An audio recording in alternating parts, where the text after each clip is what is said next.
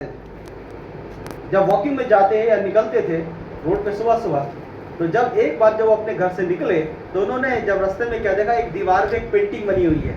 क्या बनी है? पेंटिंग। फोटो बनाई हुई किसी ने।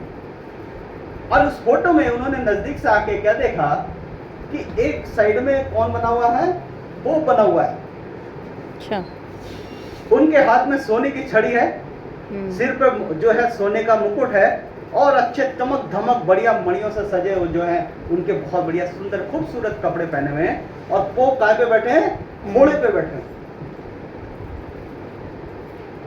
और दूसरी तरफ उसी के बराबर में यीशु मसीह की फोटो बनाई है, बिखरे सिकरे बाल, नंगे पैर, पैदल और फटे कपड़े, यहां से फटे पड़े, ऐसे दिखाया यीशु मसीह। पोप को महान दिखाया, यीशु मसीह को दिखाया।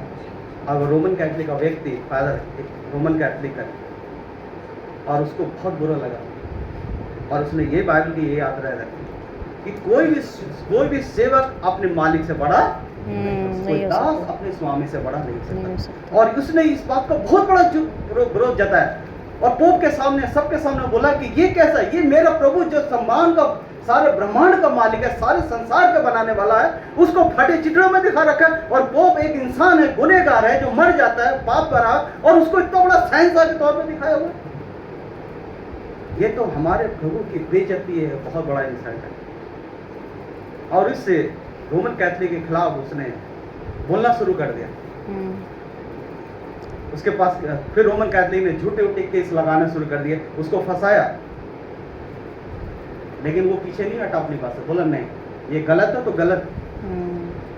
रोमन कैथोलिक ने उनको, फादरों ने धमकी दी, या तो अपना स्टेटमेंट वापस ले ले या चुप हो जा, नहीं तो हम तुझे जिंदा जला देंगे। लेकिन उसने कहा नहीं, मेरे प्रभु का अपमान हुआ है और मैं उसका सेवक हूँ।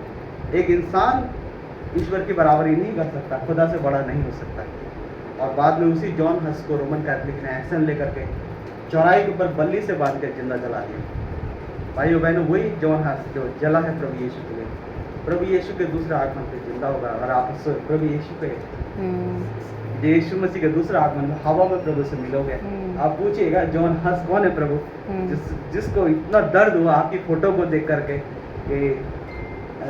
कि पोप को दिखाया और उनको इतना ऐसा नीचा दिखाया गया। तो हमेशा ध्यान रखिएगा, एक दास अपने मालिक से बढ़कर नहीं। हमारा मालिक प्रभु यीशु है, हम उसके बढ़कर नहीं, हम उसके सेवक हैं, और हमारा काम अलग है, वो हमारा स्वामी है। याद रखिएगा। देखिए फोटो इसमें जलाया हुआ है, जॉन हस की फोटो बनाई हुई है। जस्ट पिक्चर मैंने ली है आपको दिखाने के लिए, ताकि कई बार होता है बहुत लोग सुन के समझ में, लेकिन पिक्चर से बहुत कुछ सीख जाते हैं बहुत सारे लोग। फिर आगे लिखा रिमेंबर फॉर गिविंग, याद रखना है, देने के लिए भी याद रखना है। बाइबल कह रही कि खुदा ने अपने लोगों को बहुत बरकत दी है, बहुत आशीष दी है, दिए नहीं है, अच्छा जॉब दिया, अच्छी नौकरी दी है, और अच्छी सेहत दी है, अच्छा कमा रहे हैं, और कोई कमी नहीं है। रिटायरमेंट के बाद भी बहुत सारे लोगों को अच्छी मोटी मोटी पेंशन आती है। कहने का मतलब कोई कमी घटी लोगों के पास नहीं है। इसलिए बाइबल में कहा कि याद रखना, क्या करना? देने के बारे में याद रखना, भूलना मत। और इसमें लिखा प्रेरितों के काम अध्याय 20 का 35 की आयत में लिखा है कि प्रभु यीशु की बातों को स्मरण रखना अवश्य है कि उसने आप ही कहा है, लेने से देना धन्य है, धन्य है। हमें खुदा को तो हम देते ही हैं दसवांश, ये खुदा ने मांगा है। दसवांश हमारे खुदा ने मांगा है, कहा कि अपनी आमदनी का दसवांश उसके भंडार में लेके आओ। ये खुदा की आज्ञा है, खुदा का कमांडमेंट है। जब अपनी आमदनी से जो दसवांश आप खुदा को दे, ये खुदा का हुक्म है। और ये दसवांश खुदा के पवित्र काम के लिए इस्तेमाल होता है। पवित्र काम है आत्माओं को बचाना, ये खुदा ने मांगा है। और खुदा जो है आपको दे के मांग रहा है। पहले ये नहीं करे कि तुम दे दो मेरे को, वो पहले हमको देता है और देने के बाद मांग रहा है। उसको आपके पैसे की जरूरत नहीं है। बाइबल कह रही है सोना, प्रभु कह रहे हैं कि सोना मेरा, चांदी देना पृथ्वी में, तुम मुझे क्या दे सकते हो। लेकिन वो मांग के आपके प्रेम को देखना चाहता है कि आप उसकी आज्ञा का पालन करते हैं या नहीं। और उसके ऊपर यदि आप देखेंगे, उसमें लिखा है यदि तुम देते हो तो उसके ऊपर आशीष भी जुड़ी हुई है। यदि नहीं दे रहे हो तो जो आशीष उस पर जुड़ी हुई है वो आपको नहीं मिलेगी। बहुत सारे लोग जो दसवांश से नहीं देते हैं, रख लेते हैं और कहते हैं मैंने वहां दे दिया। नहीं, दसवांश बाइबल कहती है उसके भवन में लाना है। आपको देना है। अगर 1000 रुपये आप कमाते हैं, 100 रुपये प्रभु का है, 900 रुपये आपके पास। अगर आपको किसी की मदद करनी है, कुछ देना, तो आपके पास 900 रुपये। आप अपना बजट कम करिए, अपना खर्चा कम करिए, आप हेल्प करिए, कौन मना करता है। लेकिन खुदा का 100 रुपये उठा के कहीं देना, ये गलत बात है। क्योंकि खुदा का 100 रुपया जो 10 वर्ष के भवन माना चाहिए खुदा के काम को लिए। अच्छा काम करना एक अच्छी बात है, लेकिन आत्माओं को बचाना का उसके लिए महान काम है। यदि 10 वंश नहीं आएगा, प्रचार का कार्य कैसे होगा? लोग आत्माएं कैसे बचेंगे? लोग अनंत जीवन में के लिए कैसे तैयार होंगे यदि प्रचार करने वाले ना होंगे तो? ठीक है, तो वो भी देना है ईमानदारी, वो आपकी ईमानदारी और वफादारी का सबूत है। 10 वंश देना, परमेश्वर को भवन में लाना, ये आपकी ईमानदारी और वफादारी का सबूत है। और इसी के साथ ब्लेसिंग भी जुड़ा है। परमेश्वर कह रहा है कि मैं तुम्हारे शत्रुओं को भुड़कूंगा, तो मैं नुकसान से तुम्हें बचाऊंगा और तुम्हारे लिए अपरंपार बारिश करूंगा स्वर्ग से। तो ये खुदा ने मांगा, अपने मुंह से मांगा। लेकिन जब देने वाली आती है, दान देने वाली, वो आपकी स्वेच्छा है। आप 10 दें, 5 दें, 1, 2, 1000 दें, 20,000 दें, ये आपका पर्सनल मामला, ये आपकी स्वेच्छा है।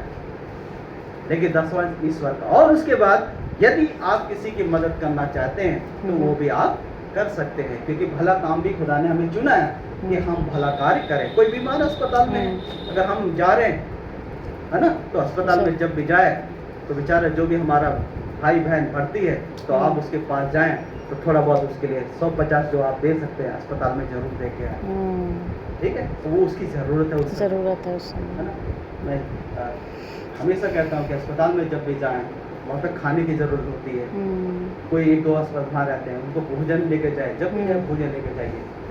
आपके पास कुछ मदद है, आप 150 जो भी देते हैं उनके हाथ में दे दिए, तो दवाई का भी खर्चा है, अस्पताल का भी खर्चा है। तो कई चीज़ें भी हो सकती हैं, बहुत रूपों में भी हो सकते हैं। तो बाइबल कहती है कि तुम देने वाले बनो, क्योंकि देना क्या है? देने के लिए क्या है? धन्य कहलाते हैं, जो देने वाले कहलाते हैं। मैंने कहा लेने से देना धन्य है। इसका मतलब क्या? लेने वालों को धन्य नहीं कहा गया, बल्कि देने वालों को कहा आप धन्य हो, ब्लेसेड हो, क्योंकि ईश्वर ने आपने इस योग्य बनाया है कि आप दे सकते हो। इसलिए आपको धन्य कहा खुदा ने, क्योंकि आपको इस योग्य, सक्षम बनाया है कि आप किसी को दे सकते हो। आज कोई भी हमारे पास मांगने हैं तो हमें से 150, 200 रुपए कोई देने में किसी को तकलीफ होगी? कोई भी, इसीलिए क्योंकि खुदा ने हमें योग्य बना दिया इस योग्य देने के लिए। और जब हम देते हैं तो खुदा की महिमा होती है।